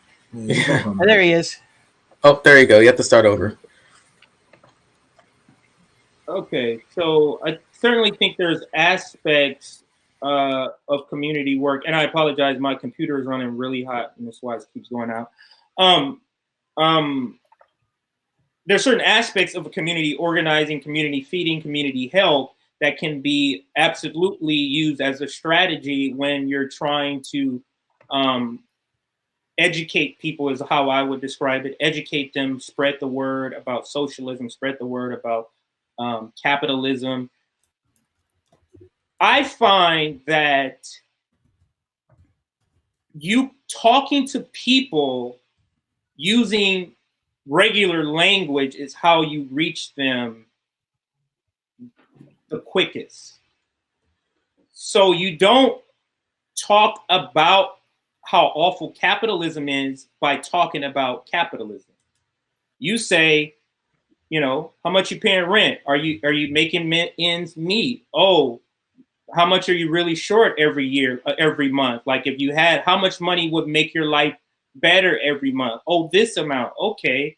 So that means your job is not paying that. If your job was paying this, blah, blah, blah. And that's kind of how you talk about the definition, if you will, without speaking the word, if that makes sense. You talk about all the issues and connect them. You'd be surprised how many people don't connect all the issues they're having in their lives to capitalism. Like you'd be surprised how that's disconnected, how people don't think that the reason I can't go on vacation or I haven't went to the doctor is because I'm not being paid more, because wages are being suppressed by the very company that I'm working for. You get what I'm saying? Like, so they have the ends, they just don't have the middle part to connect it. And I think using that strategy, similar to what I said about the general strike. It's really campaigning. You're campaigning to convince people. You're campaigning. Is door to door campaigning. Like, hey, or doing what Rome is doing, where you're having a food giveaway, and during the food giveaway, you're talking to people. You have literature to pass out about this is why you're in this situation. Don't think this is your fault. People internalize being poor. And I know that because I've lived in people internalize, and it's by design. Society, it wants you to feel like it's your fault you're not making and not the system. So if you reach people there where you say you're not being able to pay rent is not your fault. And let me explain how the system is putting you in this position. I think that is a way to reach people. Yes, it takes a while, but this work that has to be done, this education has to be done this way. It's just simply, there's no shortcuts to it. So I'll pass it back to you guys. Yeah, I admire Rome for what he's doing and for the work that he's doing. I mean, he's following the rich history of what really prior past leaders have done to not only help out their better man, to create a community effect as well. And I think this is kind of the motto in which the left should go moving forward. And the reason why I say that is because now I finally get it when people have said they've divested from electoral politics. I think this is the interpretation people get from it. You focus on your community. You do mutual aid. You help each other out. You talk to neighbors door by door. Yes, local electoral politics still works. It's still relevant. Yes, statewide. But if we have our own personal safety nets, not the ones that the government give us set in place, because those can't be taken away from us. They can take it away from them by just a snap of a finger by voting. They can even leave you out. And we've seen that with COVID, how we have to beg for scraps. So if we can help each other have our own community, our own safety net, then when something breaks down, we can stick with each other. Then we could have a general strike. Then we can fight against the big capitalist machine and not worry about, oh, if I lose my job, I lose my health care, I can't pay for a babysitter, I have student loan debt, the government's come after me for it. I believe if we continue to do that, that's what it means to be divested from electoral politics and working on and organizing. It's not just about organizing to get a politician in office. It's really organizing to really increase more people in the pot for help. Because if we all chip in something in, it doesn't all have to be the same amount. You give what you want, you give what you can. And it's also, too, not just about money. I mean, the Black community in general has a rich history, yes. Especially in the summer. Like in the summertime, a whole lot of Black people come together. Hey, you got some ribs, you got some corn, pop it on the grill. We can all have a good, fun time. And it's actually way cheaper to do that if everybody puts something in a pot. So it's not just about money. It's about, hey, how can you entertain yourself? If you have a friend who needs a wedding or something, hey, you can have it in the backyard. We'll bring this. I'll bake a cake. I'll do this. I think if we just go back to that's been working instead of this new neoliberal trick, thinking that electoral politics in general is going to save us and, let the important and professional people take care of it. No, it's about your communities. It's about families. And it's about your friends, because friends are family too. Let's not get that mixed. Let's not get that messed up. Friends are family as well. So if we all stick together and we all work together, I think that'll be beautiful. And I do want to thank you guys for watching. We have reached the end of our topics, but we do want to give everyone else an opportunity to really talk about what they're doing in the next week and any type of important interviews, any type of work to do with FHL. So Nick, we'll have you go first. Hold on. There's one question from the chat that I want to ask. Okay, go ahead. Luke Welling asked, how do we work to get Black home ownership up? That is way too much involved. It starts with funding schools. That's where it starts. Because in order to get home ownership up, you have to have people have the right education who can go along through life and get the right job. And it starts at birth. It starts with education. Like, you know what I mean? Like, you're not going to get home ownership up of Black people who are being oppressed right now. That has to be fixed first. So so that's my take on it. It involves actually getting people to have a living wage or a thriving wage regularly. Because really, if you can work, you deserve a living wage. Period. Point blank. End of story. Without So inflation. yeah, yeah, without inflation. So if you get to the point where you have a living wage, that means you can afford a home. And so if you're not willing, if people have a system where they deny people a living wage, they can't have a home. So therefore, that's the one of the I think the stepping stones that we should have. Let me add this, and I didn't mention this before, and I should because it gives a wrong impression. I don't even believe that home ownership should be a goal. I think that's home ownership. Buying a home is a product that was created for banks to give money to. Yeah. Yeah, I was about to say that. We should be looking to do community. Right.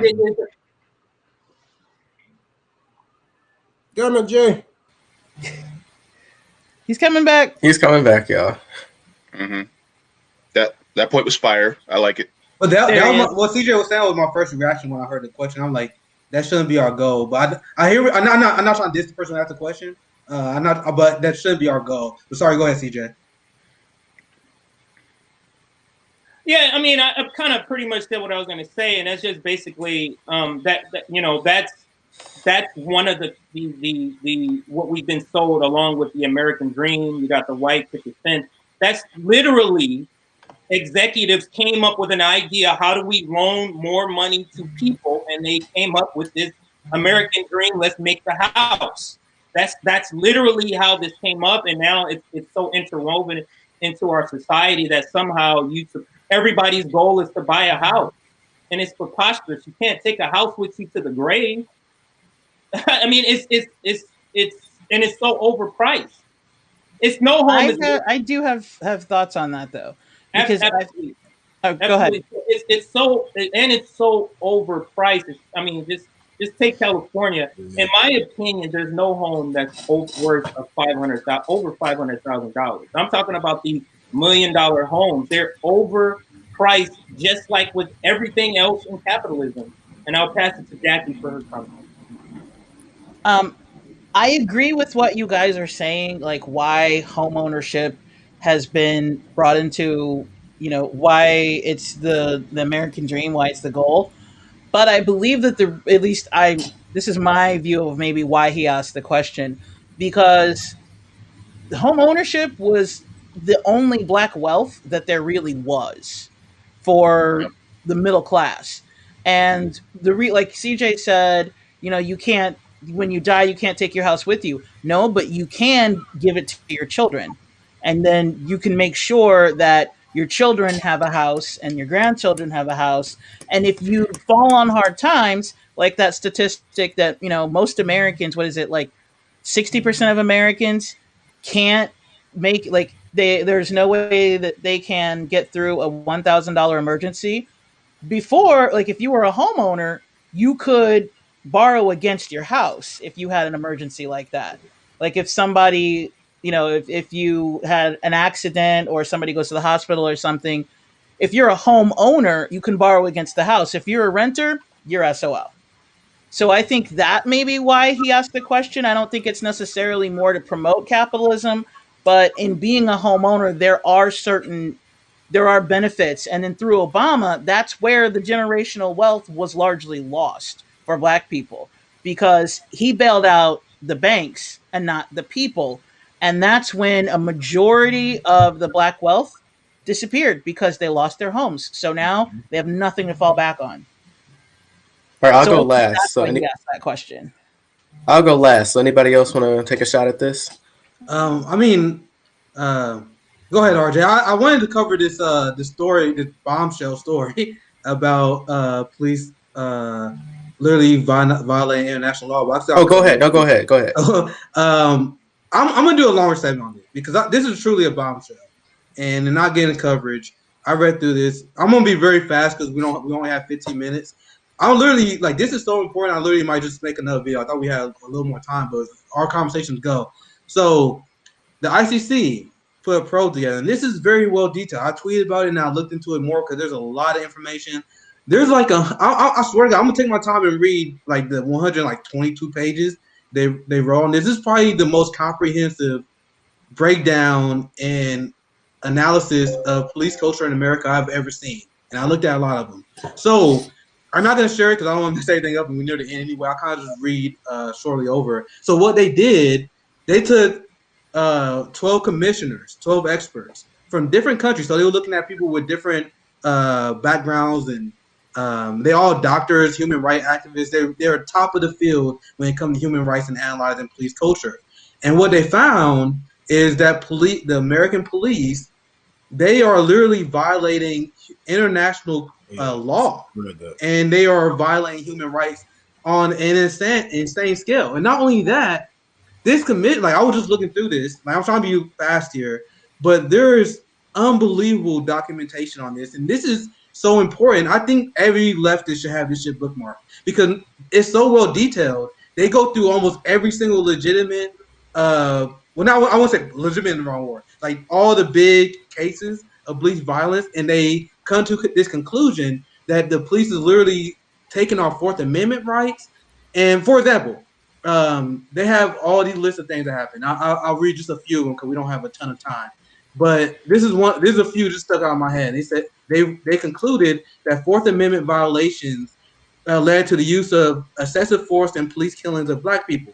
Breonna Taylor was killed following the execution of a no-knock warrant after a judge replaced it with a knock warrant. So I say that because there's so many examples. Because they well source this out. Another one. They're just stand out to you now. Lethal police violence against Black people experiencing a mental health crisis is systematic. After Daniel Prue's family called the police to provide mental health assistance, he walked naked in the street. The officer then put a spit hood over his head after he began spitting, and they held him down on the pavement for 2 minutes and 15 seconds where he stopped breathing. The only reason I bring this up because I want to outline, because we don't have a ton of time, they give a ton of examples in this commission report. And this commission report was done over a period of like 8 weeks. They had relatives from George Floyd. They had a lot of different people who were victims of police violence. They had police whistleblowers that was part of the system. And a lot of these police whistleblowers literally acknowledged during this hearing, like, yeah, this is systematic and there's no such thing as a bad apple. I'm trying to see if I can get to the least of bad apple part. Trying to do this really fast. This is the part where they say not just a few bad apples. The commissioner found that contrary to the popular notion that unjustified killings of Black people by police are merely the actions of few bad apples, the real problem is structural racism that is embedded in the U.S. legal and policing systems. And colleague Flanagan, I destroyed that, but she testified there, and she kind of breaks that down as well. The reason I outlined it because the conclusion that these non-biased international sources laid out, like these are what we usually use to justify regime change in other countries. Once again, I think like I was doing a really fast breakdown of this, but this is so well documented that I'm actually literally going to do like another 30, 45 minutes so we can break it down in great detail. I at least want to bring that up here, but this is the documentation we need. That's why I wanted to bring up this live. I think everyone should have this bookmark because not only does they explain why our American police is broken, it is covered by multiple examples. And this is why this is kind of wrap up what RJ wanted me to discuss at the end here. This is why police abolition is like Medicare for all, police abolition. They were probably my two biggest issues right now. Easily my two. And police abolition, defund the police is a policy you can advance without being too engaged in electoralism because there are a lot of people locally in a lot of different local areas. I'm gonna cover this as well because there's a lot of different examples that are pushing to defund the police. Let me see if I can find a quick example real quick. I just was reading about this today. So Phoenix City, this just came for today. Protesters called to defund the police at Phoenix City because they have a council that discussing budgets. And if you search the news, there are a lot of organizations that do this on a local level. So this report and the crimes against humanity as they laid out, like I said, the headline says the police treatment of Black people constitutes a crime against humanity. And I'm gonna end it with this. Remember who the police trained with? Like American police trained with Israeli forces. This is connected on the international level. We see what happened in Colombia right now, where the neoliberal fascist regime that Biden is backing, they are killing protesters in the streets. So this is something that that leftists need to stop being weak on. This can't be one of them things that it's another issue that's decently important. Medicare for all, minimum wage, those are important issues. But then you got the police have that's need to be as important as Medicare for all, $15 minimum wage. Because if this report was in any other country, we would use this to justify regime change. But sorry, I went on my little tangent because I'm gonna do another breakdown video. I may upload on the FHL YouTube channel as a standalone video because I find as someone who's passionate about this issue, this is very, very interesting stuff, and I'm actually very impressed at how documented it is. Like, there's no liberal who can read this and still advocate for funding these costs more. If they are, you can't even pretend they're allies. But do anyone got any? I know we're nearing the end, so sorry. Sorry about that. So.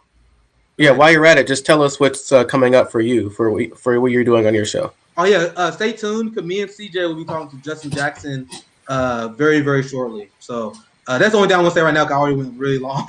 So stay tuned. Me and CJ will be talking to Justin Jackson in about 70 minutes or so. CJ, what about you? What's going up with you for your show and what you're doing for FHL? Yeah, the Compton J Show has been rebranded to Straight Out of Politics. That's the new name. And for our second episode, we are going to have Justin Jackson today. Nick will be guest co-hosting for this one. It should be a very, very good conversation. And today's topic will be America, the failed state. So just talking about America as a failing or failed state is what the topic will be today. And then what I have coming up is, what else do I have coming up here? I think that, that's next week. I have an interview. I think I mentioned it last episode with. He's coming back. Always while he's talking. Always while he's talking. There you go. He'd sitting there chilling. Yeah. But that was the last thing. I'm having an interview with Monica Black, Bernie Babe, next week. And that's all I got for me. Okay, JB, what's going on with you for your show and for FHL in general? For my show Sunday, live at 1 p.m., I will be interviewing Richard Meadhurst. This will be a great topic of discussion. We'll most likely be talking about foreign policy, which is something that affects all of us here in the United States. Also, I will be on the show with Jackie Bouvier, and we will be talking various news topics. And I forget the name of the show. I apologize. Is it the Populous Voice? No. Well, it's on the Populous Voice Network. Oh, the Happy Hour. You talking about Happy Hour? Yeah, Happy Hour. Yes, the Happy Hour. So we'll be talking about that, and you may see me get a little lit, so stay tuned, just letting you know. So that will be next Tuesday at 5 p.m. Eastern Time. Perfect. Rome, tell us about what you're doing with your trip. Is it finished? You got more work to do? And overall for FHO, just tell us what you're going to be doing next. Man, I don't think I'm going to never. I don't think I can never stop. I'm gonna try to touch every state, if not at least half of them. But for you know what I'm saying, for Hampton Leftist, I ain't doing shit. No, I am a little lazy. I've been lazy because I've been out here doing the shit. But I do gotta. I'm trying to get that interview with Rose locked down. I think that's about it. I've been working on interviews. I haven't been on my shit. I apologize about that, but I am gonna go live probably later on tonight, and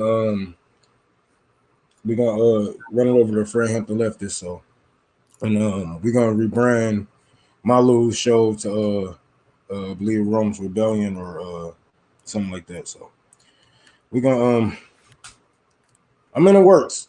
Just give me some time. I'm tired, motherfucker, but just give me some time, and I'm gonna get it together. And Jackie, so we forgot to mention me and Rome. We're also working on left. Yeah, we're also working on a show called "The Hood Is Left" with Rome, what's the felon Mike on Twitter? Non-voting felon. Non-voting felon. Non-voting felon Rome and I are working on a podcast show called The Hood is Left, and it's just going to be gritty, converting like hood people to leftism, gangbangers, ex-cons, ex-felons, talking to those people, talking about their stories. And it's called The Hood is Left.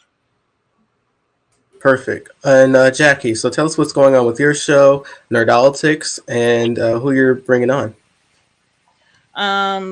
So I have Nerdolitics, and then I have interviews that I do with people that are not Nerdolitics. Some of the interviews that are going to be coming out soon from me that are not Nerdolitics are that very same person, Michael Tanivasa, the non-voting felon. He is the one of the first people that I interviewed. I also have an interview with Lee Camp. You and I recently recorded an interview with Professor Wolf. I also have an interview with activist and artist Eleanor Goldfield. And Nerdolitics just released our podcast with Ryan Knight. That one was talking Star Wars. The next one to come out is going to be with Ashley Stevens, and she and I are talking the X-Men and mutants and all kinds of fun things with political spins. Monday, we are Meg and I are doing our show. We're doing the Road to Falcon and Winter Soldier, and this week we are talking Captain America: The Winter Soldier. So watch that movie. Talking to you, RJ, and then you can come and see it. Perfect. As for me, I'm going to have two exciting guests I'm going to have on soon. We just got to get the details finalized. Who's a former guest on Nick's old show, the Progressive Martial Artist Show. And I'm going to have a guest on that's one of my biggest admirers who really taught me a lot about ideology from the left. I have a pre-recording of him on soon. And I do want to thank one of our watchers from YouTube.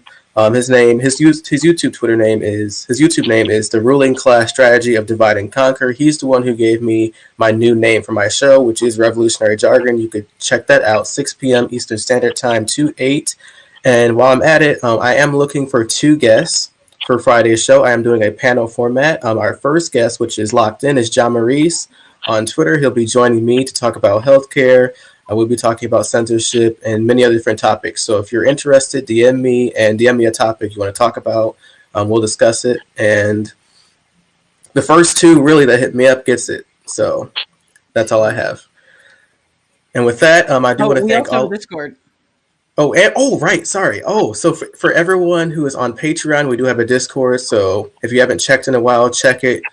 Click the link. You should be able to join our Discord. I basically created like 100 channels so everyone can have a conversation and talk and debate. So it's like our own little commune. And I do want to thank everyone for watching our network. This is our 1 month anniversary. So thank you for watching, and we're going to keep pushing. Yes. And I will say one last thing as well. We decided to change our Patreon tiers. At first, we had like this, and this, and we were just way too busy to be able to give you guys what we think that that you deserved. So, us being socialist, we changed it so that all of the Patreon tiers are the same, and we appreciate anything you can give. We've added tiers, so there are different levels, and anything that you guys choose to give us to help us to continue to do this, like for example, buying a camera or a laptop for somebody so that our streams can go work a little better, we greatly appreciate it. And we don't have a paywall. All of our content is free. Sometimes some of our content gets taken down, and that would be up on Patreon just because like YouTube doesn't like certain things and Facebook doesn't like a lot of things.